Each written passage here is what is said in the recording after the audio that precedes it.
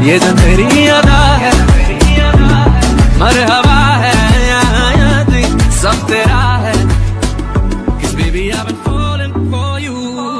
Hello বন্ধুরা, তোমাদের মাঝে আবারও চলে এসেছি welcome to Waikiki drummer part 6 নিয়ে। যারা আগের পার্টগুলি দেখোনি তারা আমার ডিসক্রিপশন বক্সে লিংক দেয়া আছে, দেখে নিতে পারো। আর যারা দেখেছো তারা আমাকে অবশ্যই কমেন্ট করে জানাবে যে তোমাদের ড্রামাটা কেমন লাগছে। তো চলো আর দেরি না করে মূল গল্পে যাওয়া যাক। আগের পার্টে আমরা দেখেছি সুসু জিংসং এর সাথে রোম্যান্স করার চেষ্টা করছিল, কিন্তু জিংসং এর এসব খুব আনকমফোর্ট লাগছিল, কারণ সে সুসুকে এখনো বাচ্চা মেয়েই ভাবে, তাই সে সুসুর কাছাকাছি আসতে পারছে না। পরের দিন সুসু আর জিংসং মুভি দেখতে আসে। তখন আবার জিংসংকে সেই সাইকো অ্যানাউন্সার লোকটা কল দেয় আর কয়েক ঘন্টা জিংসং এর সাথে বকবক করে জিংসংকে পাগল করে দেয়। ফাইনালি জিংসং অনেক কষ্টে কলটা রাখে আর মুভি দেখতে চলে আসে। মুভিতে আবার অনেক রোমান্টিক সিন দেখাচ্ছিল, যেটা দেখে সুসু অনেক রোমান্টিক হয়ে যায় আর গাধাটার কাছাকাছি যাওয়ার চেষ্টা করে, কিন্তু এই গাধা তো এখনো সুসুকে বাচ্চাই মনে করে, যার কারণে এদের রোম্যান্স আর হয় না। পরের দিন সকালবেলা শেফ তার ফ্রেন্ডদের সাথে ন্যান্সিকে নিয়ে একটা গেম খেলছিল। এই গেমটায় আবার শেফ অনেক ভালো ছিল, যেটা দেখে ন্যান্সি শেফের অনেক প্রশংসা করে। ন্যান্সিকে শেফের এত প্রশংসা করতে দেখে জাঙ্গি আবার জেলাস হয়ে পড়ে আর উত্তেজিত হয়ে শেফকে ওয়েপেন খেলার চ্যালেঞ্জ দিয়ে বসে, কিন্তু খেলতে গিয়ে বুঝতে পারে এই গাধা কি বড় বোকামিটা না করেছে।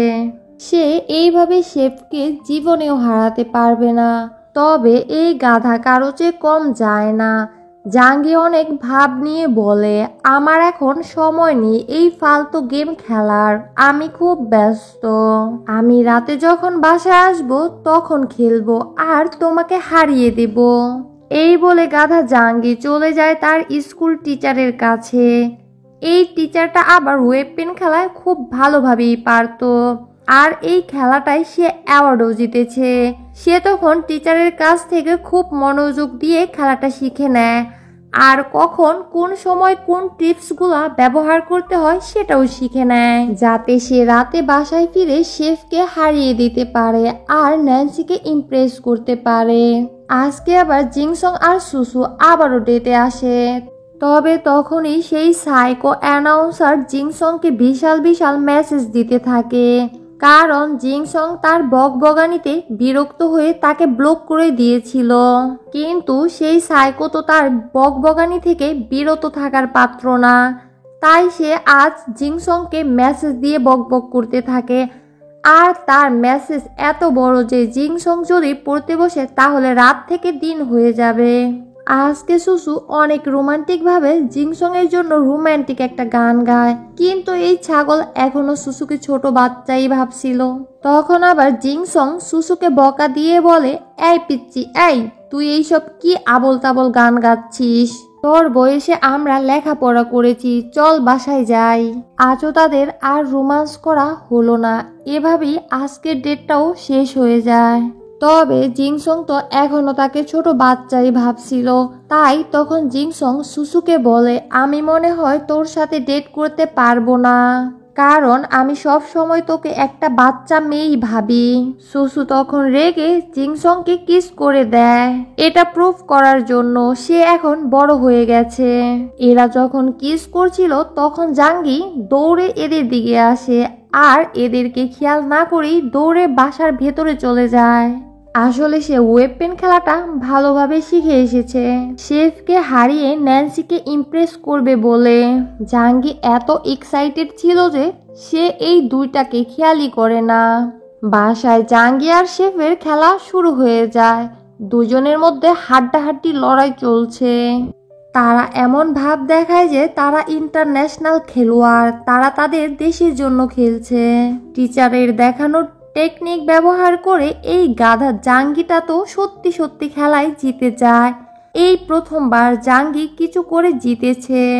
জাঙ্গির মতো ছাগলকে জিততে দেখে বাসার সবার সাথে সাথে বেবি ফুও অনেক খুশি হয়ে যায়। আর এইদিকে প্রথমবারের মতো হেরে শেফের মাথায় তো রক্ত উঠে যায়। সে জাঙ্গিকে সরাসরি বলে যে হ্যাঁ আমি ন্যান্সিকে পছন্দ করি আর আমি তাকে নিজের করেই ছাড়ব। পরের দিন এই দুই ছাগল আবারও ডেটে আসে আর তারা ডিসাইড করে তারা তাদের রিলেশনের কথা সিক্রেটই রাখবে, কারণ জাঙ্গি জানতে পারলে তাদের ভর্তা বানায় ফেলবে। তখন সুসু খুশি হয়ে আবার জিংসংকে কিস করে, কিন্তু তখনই জাঙ্গি এসে হাজির হয়ে যায় আর এদের কিস করতে দেখে তো অনেক জোরে চিল্লায়। জিংসং তখন কোনো রকম প্রাণ নিয়ে পালাতে গেলে একটা গাড়ির সাথে ধাক্কা লেগে যায় আর পায়ে ব্যথা পায়। এরপরও পায়ের ব্যথা নিয়ে দৌড়ে পালায়। আর গাধা জাঙ্গি সুসুকে জিজ্ঞেস করছিল সে কে ছিল যাকে তুমি কিস করছিলে। সুসু বলে এটা তার নতুন বয়ফ্রেন্ড, কিন্তু জাঙ্গির কেন জানি সন্দেহ হচ্ছিল, কারণ সে জিংসং গাধাকেও আজ সকালে রেড কোটে দেখেছিল আর সুসুকে যেই পোলাটা কিস করছে সেও ছিল রেড কোটে। বাসায় এসে ছাগল জাঙ্গি তো লাঠি হাতে বসে সুসুকে বকা দিতে থাকে আর বলে সেই ছেলেটা জিংসং গাধাই ছিল তাই না, সত্যি করে বল, আমি কিছুদিন যাবত তোকে নোটিশ করছি তুই আজকাল প্রতিদিন শেভ করস। সুসু বলে না না আমি এই ছাগলটাকে পছন্দ করি না আর কিস তো দূরে থাক। কিন্তু ছাগল জাঙ্গি সুসুর কথা কিছুতেই বিশ্বাস করে না আর জিংসং এর জন্য লাঠি হাতে নিয়ে বসে থাকে। যদি তাকে রেড কোটে দেখি তাইলে বুঝিস কিন্তু তোর খবর আছে। ঠিক তখনই সেখানে জিংসং রেড কোটে এসে হাজির আর এমন করে ফোনে কথা বলার ভাব দেখায় যে সে আজ অনেক বিজি ছিল তার শুটিং নিয়ে। জাঙ্গি তখন রেগে জিংসংকে জিজ্ঞেস করে সুসুর সাথে তুই ছিলি সেখানে, তুই আমার বোনকে কিস করছস তাই না, সত্যি করে বল। জাঙ্গি তখন ভাব নিয়ে বলে কে ছিল সেই ছাগল যে সুসুর মতো দাড়িওয়ালা মাইয়ারে কিস করছে। জাঙ্গি বলে জিংসং তুই ওভার অ্যাক্টিং বন্ধ কর, কারণ তুইও রেড কোট পরা আর সেই ছেলেটাও রেড কোট পরাই ছিল। তখন আবার জিংসং বলে দুনিয়ায় কত মানুষই তো আছে রেড কোট পরা, তার মানে সব রেড কোট পরা পোলাই কি তোর বোনের সাথে ডেট করে। এ কথায় জাঙ্গি আর কিছুই বলতে পারে না জিংসংকে, কারণ তার কাছে কোনো প্রমাণই ছিল না। তাই জাঙ্গি সুসুকে বলে সে যেন তার বয়ফ্রেন্ডকে নিয়ে আসে, আমি তার সাথে দেখা করতে চাই। সুসুও তখন ঠিক আছে বলে দেয়। পরের দিন দুই গাধা আর গাধি মিলে একটা পোলারে সুসুর বয়ফ্রেন্ড সাজিয়ে নিয়ে আসে, কিন্তু সেই পোলাটাও ছিল একটা ফালতু, সে যে কোনো কথা দুইবার বলতো। জাঙ্গি তখন এই ছাগলটাকে দেখে মেনে নেয় জিংসং আর সুসু ডেট করছে না। পরের দিন আবার এই দুই গাধা ডেটে যায় আর কিস করে, কিন্তু কি পুরা কপাল, এবারও জাঙ্গি দেখে ফেলে আর অনেক জোরে চিল্লায় আর জিংসং এমন দৌড় দেয় এক দৌড়ে সে হাওয়া হয়ে যায়। জাঙ্গি তখন সুসুর কান ধরে বকা দিতে দিতে বাসায় নিয়ে আসে। সে সুসুর রেড কোট ওয়ালা বয়ফ্রেন্ডকে কল করলে জানতে পারে তার বয়ফ্রেন্ড এই শহরে নেই। এই নতুন পোলাটা আবার কে? তখন সুসু বলে এটা আমার নতুন বয়ফ্রেন্ড, তাকে আমার দেখেই খুব ভালো লেগে গেছে, তাই আমি তার সাথে আজকে ডেটে গিয়েছিলাম। তখন জিংসং আগের বারের মতোই বাসায় এন্ট্রি নেয়। জিংসং এবারও সেই একই রকম কোট পরা ছিল যেটা জাঙ্গি সুসুর সাথে থাকা পোলাটার গায়ে দেখছিল। জাঙ্গির তো আবারও সন্দেহ হতে থাকে এদের উপর আর জিংসংকে জিজ্ঞেস করে এখনো সময় আছে, সব সত্যি খুইলা ক। কিন্তু জিংসং সেই আগের বারের মতোই সেম ডায়লগ মারে, গ্রে কালার কোট পরা সব পোলাই কি তোর বোনের সাথে ডেট করে নাকি? জাঙ্গির তখনও তাদের উপর সন্দেহ ছিল, কিন্তু প্রমাণ না থাকার কারণে কিছুই করতে পারে না। জাঙ্গি তখন সুসুকে বলে সে তার এবারের নতুন বয়ফ্রেন্ডের সাথেও দেখা করতে চায়। তখন সুসু আগের বারের মতোই ঠিক আছে বলে।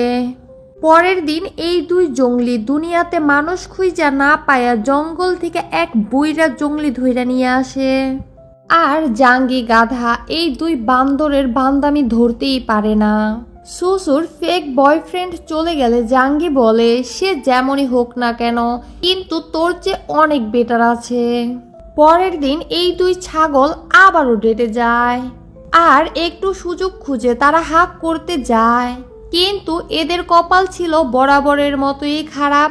সামনে থেকে জাঙ্গি তাদের আবারও দেখে নেয়, মানে এরা দুজন একটু কাছাকাছি আসলেই জাঙ্গি জাদুর দুনিয়া থেকে টপকায় পড়ে।